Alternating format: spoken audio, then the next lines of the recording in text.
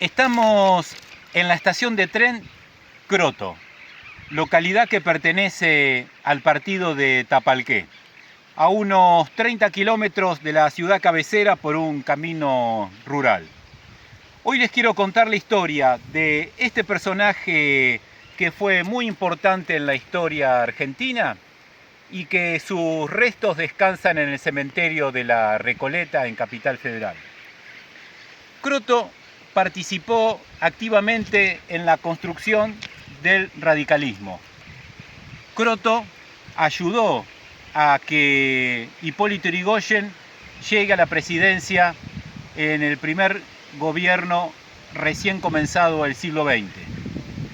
Croto fue gobernador de la provincia de Buenos Aires y Croto comenzó lentamente a entrar en conflicto con Hipólito Yrigoyen por problemas de personalismo.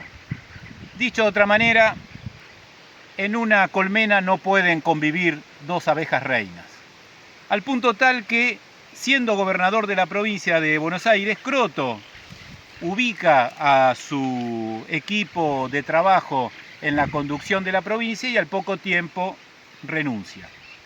Pero, antes de renunciar, el decreto número 3 de 1920, él autoriza a los jornaleros a poder viajar gratuitamente en los trenes de carga, que seguramente muchos habrán circulado por estas vías, para que puedan dirigirse a los distintos campos a levantar cosechas.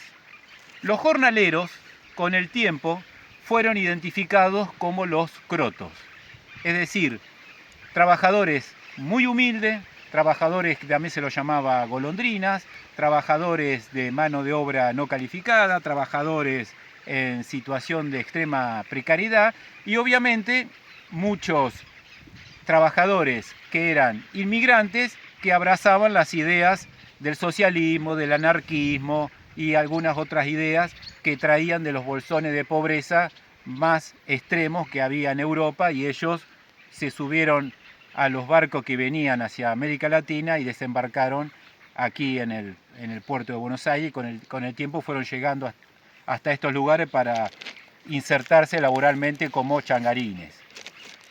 Todos estos trabajadores empiezan a manifestar lo que al poco tiempo serían las luchas y los conflictos laborales con la patronal.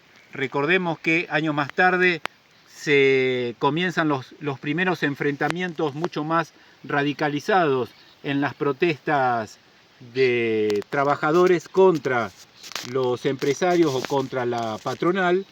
Al poco tiempo llega en el sur lo que fue la Patagonia Trágica, y al poco tiempo llega en lo que es Chaco, actualmente Chaco, en ese momento era territorio nacional, el conflicto de la forestal.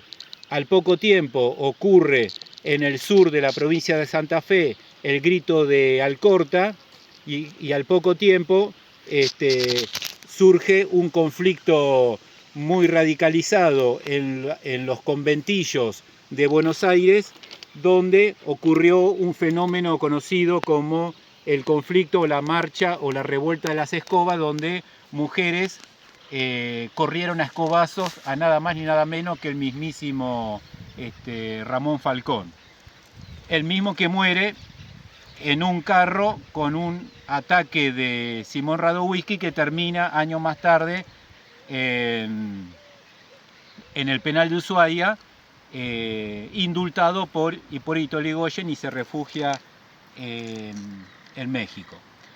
Eso es lo que hoy le quería contar, la figura de Croto, tanto esta localidad como una localidad que hay en la provincia de Buenos Aires, en el empalme de la ruta provincial 11 con la ruta 63, muy cerca de lo que es el Partido de la Costa, que se conoce como la esquina de Croto. Son localidades que homenajearon la figura de un político muy importante, no solo de la política argentina, sino de la historia argentina y principalmente del radicalismo. Distinta hubiese sido la suerte si no hubiesen chocado dos trenes de frente cuando la figura de Croto se enfrenta con la figura de Hipólito Yrigoyen. Eso ocurrió en el primer gobierno del caudillo radical. Muy distinta iba a ser su gestión y su ejercicio del poder en su segunda presidencia. Recordemos que entre medio de las dos estuvo la presidencia de Torcuato de Alvear.